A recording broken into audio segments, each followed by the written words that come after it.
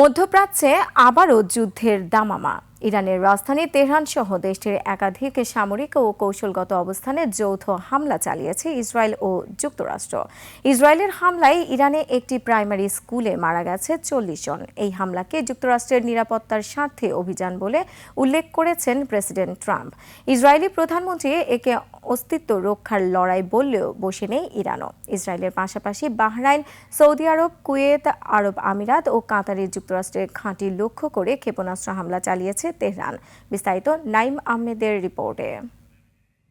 Nova LED TV, ঝকঝকে ছবি, নিখুঁত শব্দ, 5 বছরের ওয়ারেন্টি। নোভা মানি সঠিক মান, নিশ্চিত সেবা। ইসরায়েল ও যুক্তরাষ্ট্রের যৌথ অভিযানে লণ্ডভণ্ড হয়ে গেছে দেশটির একাধিক গুরুত্বপূর্ণ স্থাপনা। গোয়েন্দা তথ্য অনুযায়ী এ হামলার মূল লক্ষ্যবস্তু ছিল তেহরানের কাছে কুখ্যাত পারচিন সামরিক কমপ্লেক্স।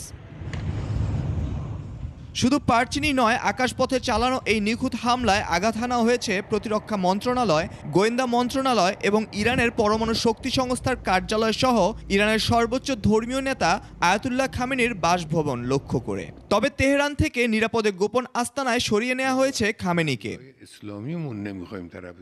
কেবল তেহরান নয়, বিস্ফোরণের খবর পাওয়া গেছে কেরমানশাহ, লোরেস্তান, তাবরিজ, ইস্ফাহান এবং কারাজ শহরেও। হামলার পরপরই পারস্য উপসাগরীয় দেশগুলো তাদের আকাশসীমা বন্ধ করে দেয়।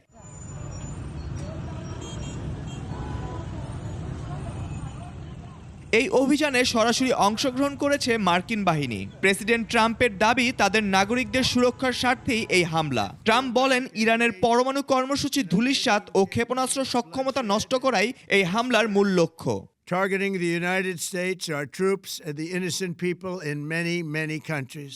এদিকে ইসরায়েলি প্রধানমন্ত্রী বেনিয়ামিন নেতানিয়াহু জানিয়েছেন, ইসরায়েলের বিরুদ্ধে ইরানের অস্তিত্বগত হুমকি মুছে ফেলতেই এই চরম পদক্ষেপ।